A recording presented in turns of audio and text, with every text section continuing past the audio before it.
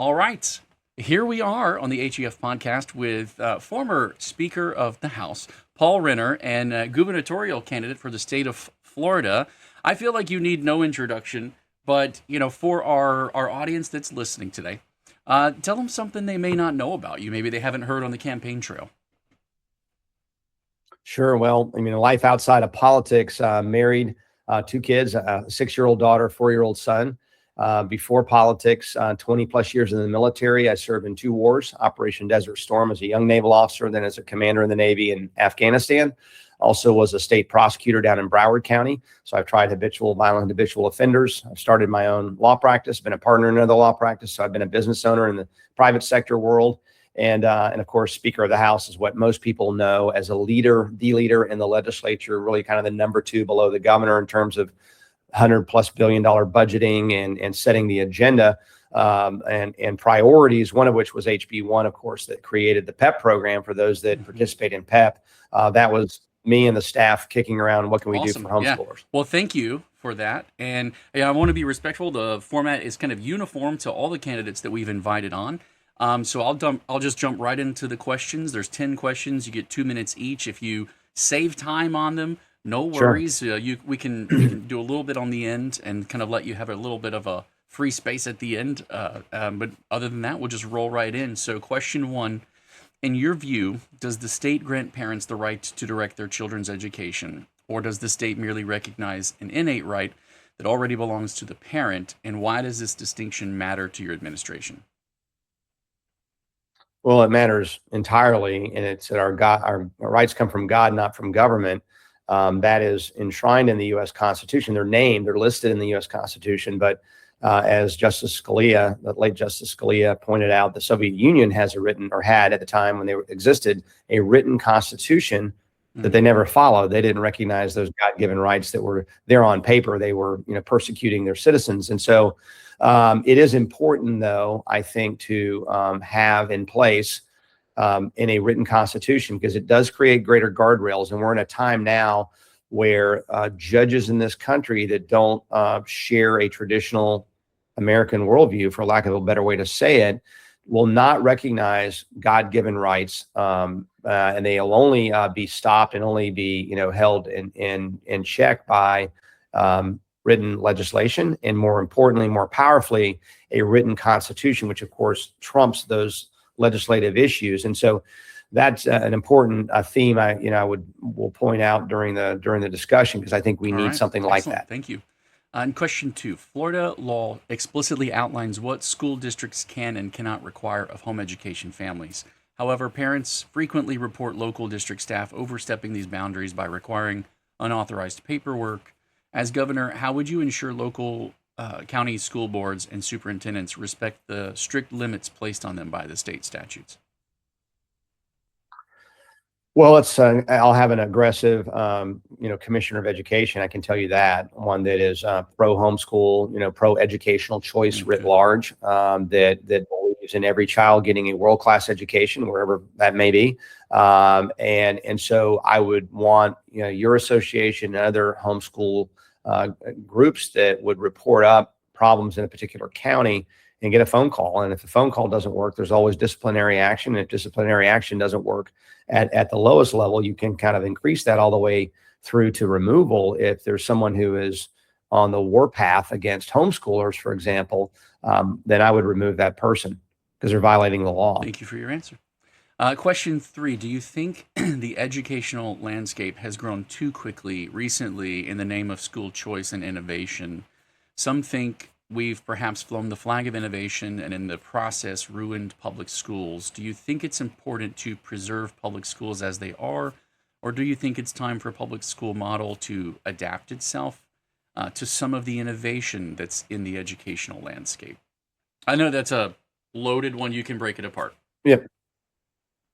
Yeah, well, I think the system, and again, I was the champion for HB1, which created PEP and universal school choice and educational choice writ large, and I think that does create, it absolutely creates more than any other state in America, pressure, competitive pressure, innovation pressure, not necessarily on homeschool parents who've made a choice, up front for reasons that have nothing to do with what I'm discussing, but for the public schools, it's not a question of ruining them. It's a question of creating an exit door.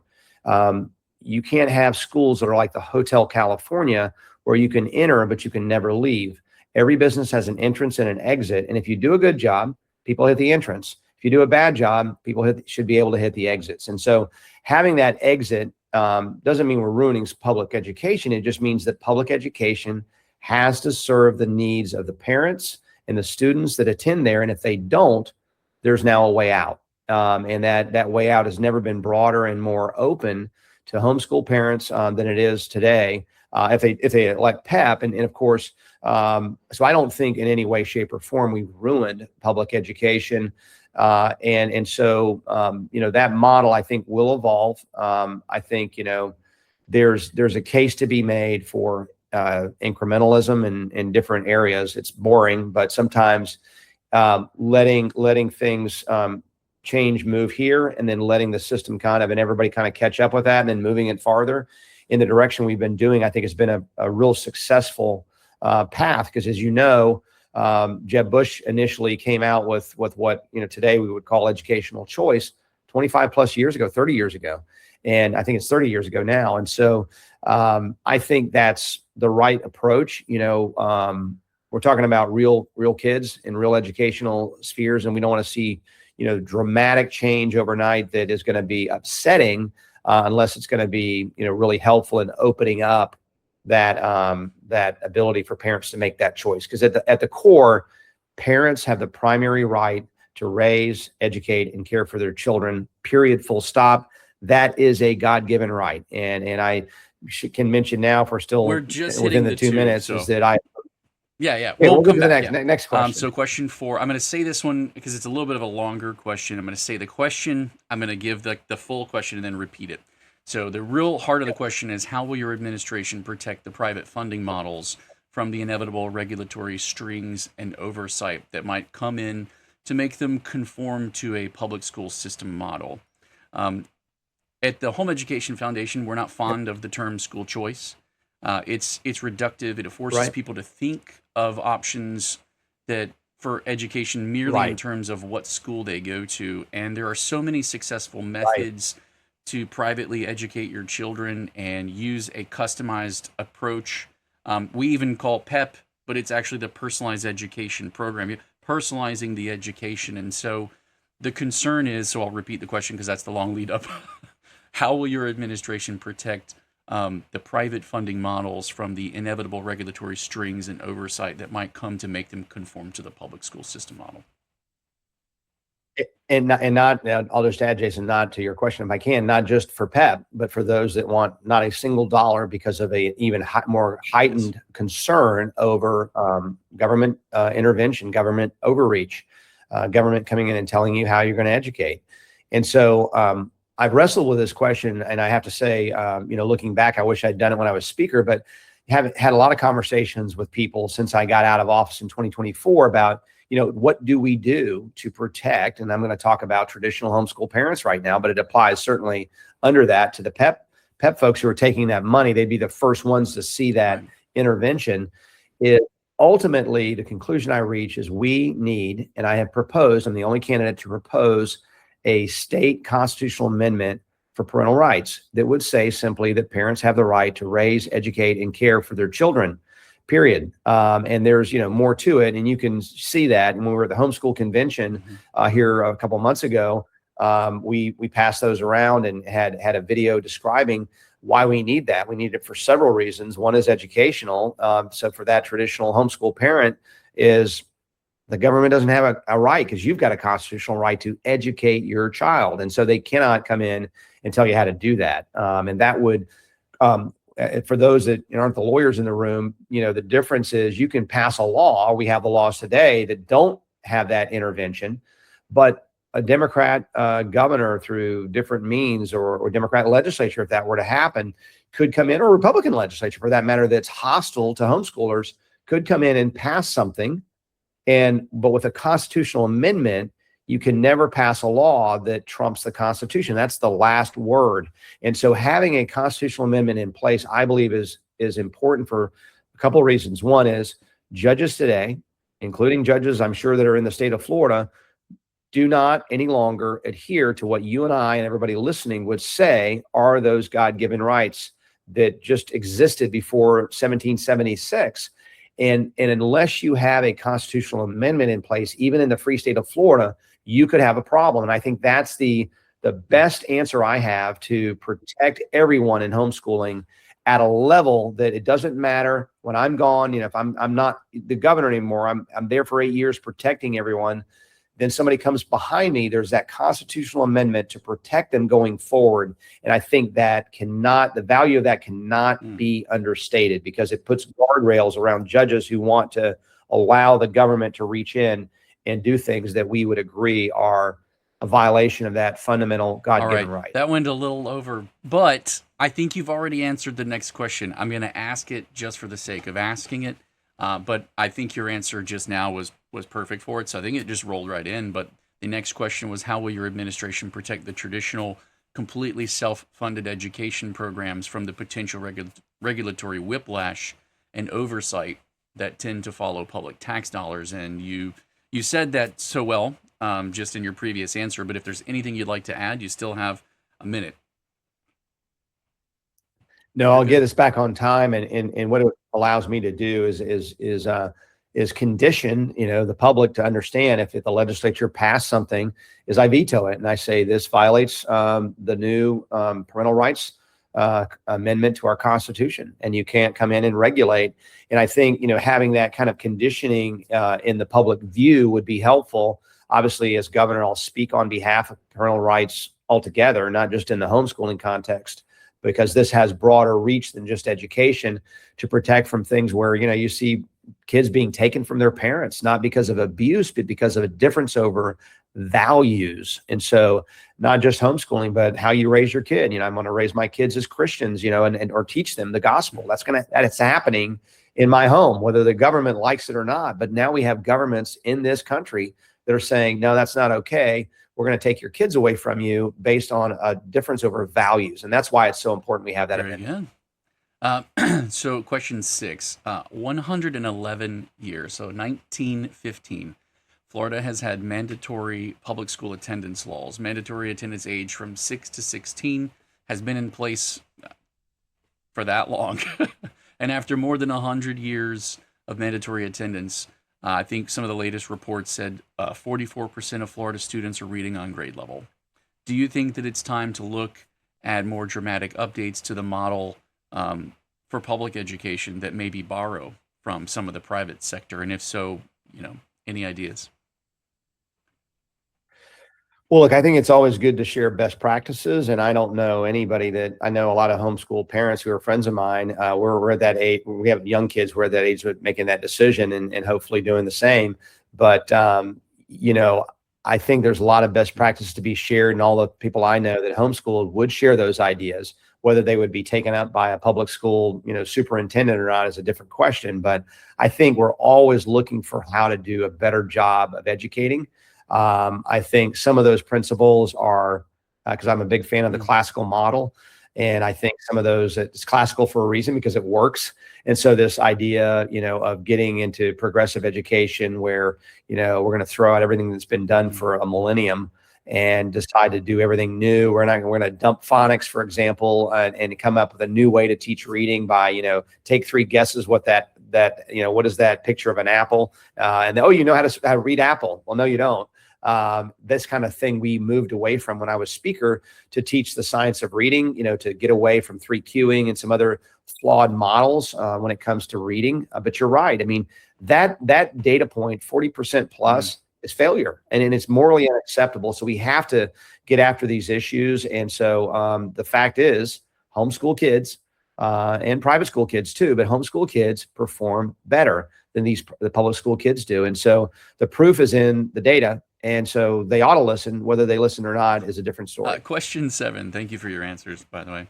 Question 7 has a lot of statistic lead up, so I sent you some of the stats so we could cut the time down. And so I'll get straight to the heart of the question. What can institutions of higher education and even maybe some of our K-12 schools do to kind of better learn and borrow from what has worked with the homeschooling students.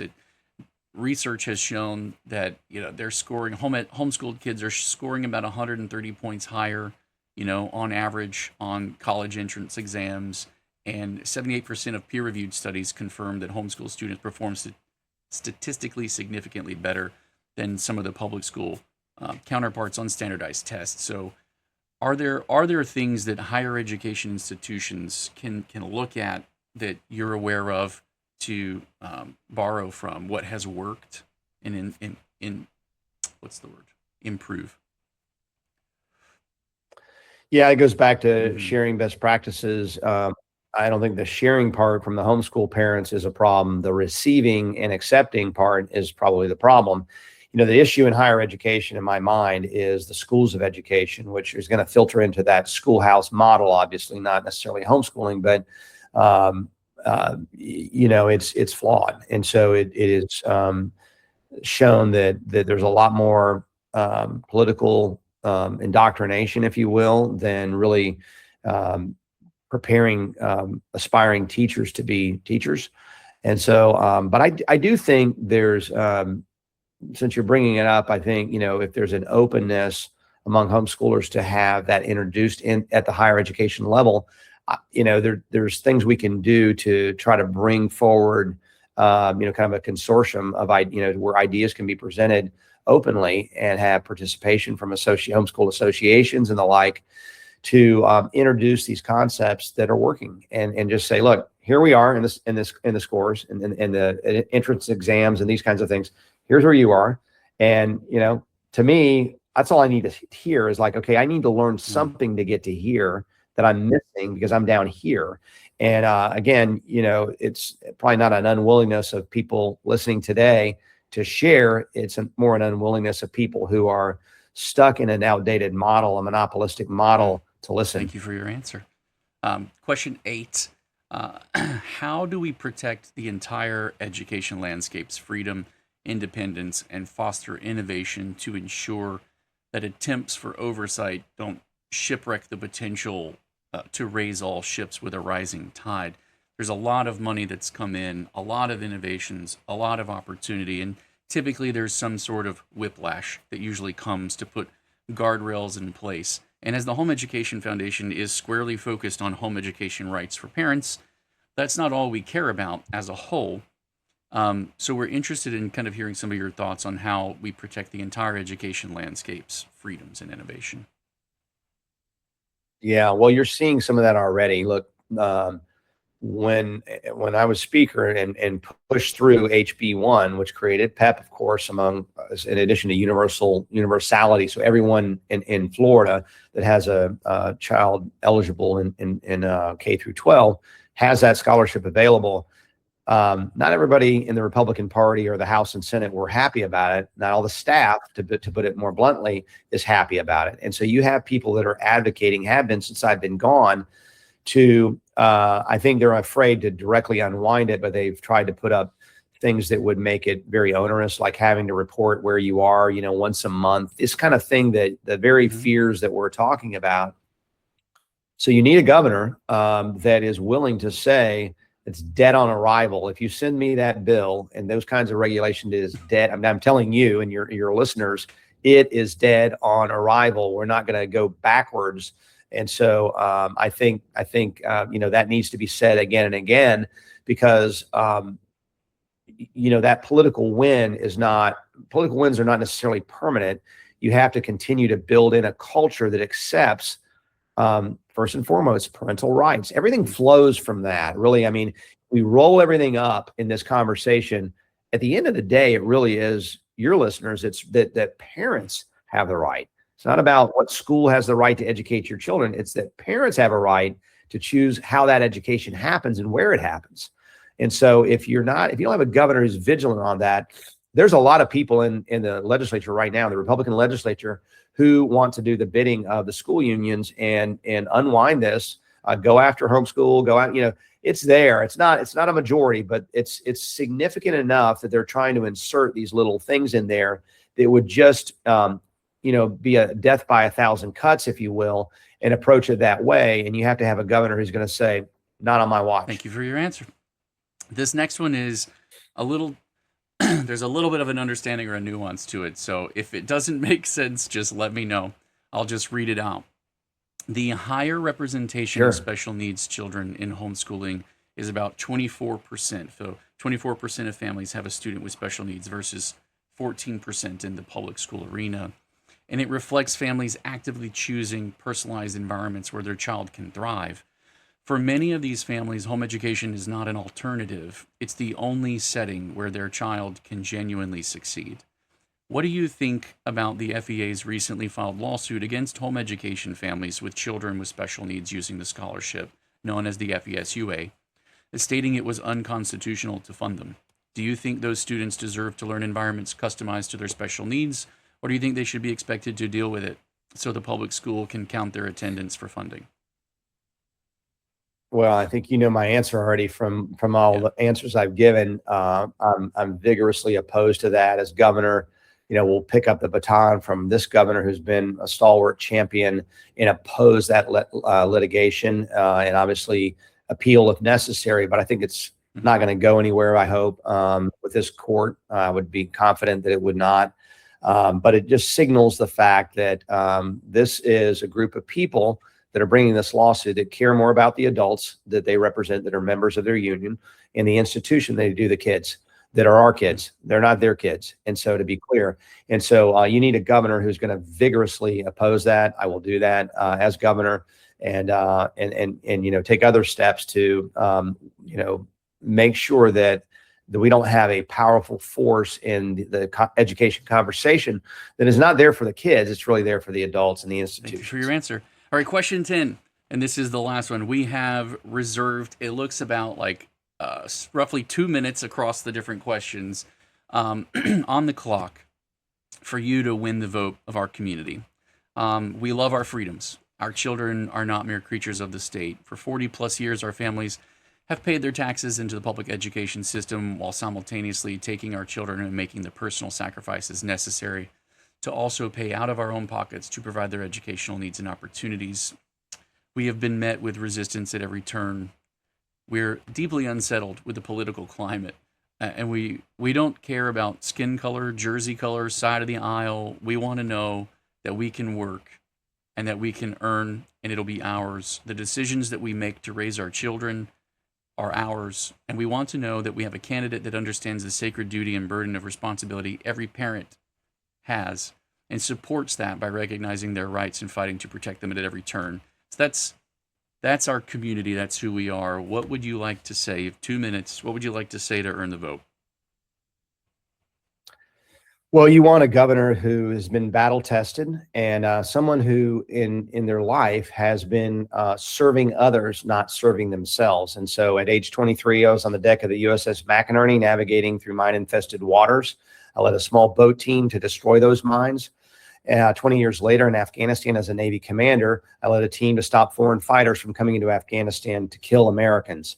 I went to law school, became a prosecutor in Broward County, which is not an easy place to be a prosecutor. So I've tried habitual and violent habitual offenders and stood up for victims. A lot of time in positions of trust and leadership under pressure. In both of those jobs, defending the country, defending our communities, are outward looking, not inward looking, like too many politicians that self-promote, get rich, have fun, and they forget about we the people. And so you want a governor who has been battle tested. You want a governor who's a proven leader who can get the results. And this governor described my 2 years in leadership as unmatched. He said separately that there wasn't another legislature in America that got more done consequentially for the conservative cause than when I led. And so that's the kind of governor you want. We put out bold policy positions. Relevant to this conversation is our proposal for a parental rights amendment. Obviously, that would be 2028, so it wouldn't be the first 100 days. But we've also put out a contract with Florida for the first 100 days to address affordability, public safety, going after taxes, insurance, electric bills, bringing those down. I'm opposed to the data centers. Keeping public corruption at bay and going after that, ending human trafficking, limiting death penalty appeals when people rape and kill children, the worst of the worst, and keeping Florida free, whether that's election integrity or an AI Bill of Rights, human or health freedom, rather, these kinds of things that we'll lean into to protect our citizens from a future that can both be bright, but can also be pretty chilling and threatening if we're not setting those guardrails, for example, on technology, to make sure that human beings control technology, not the other way around.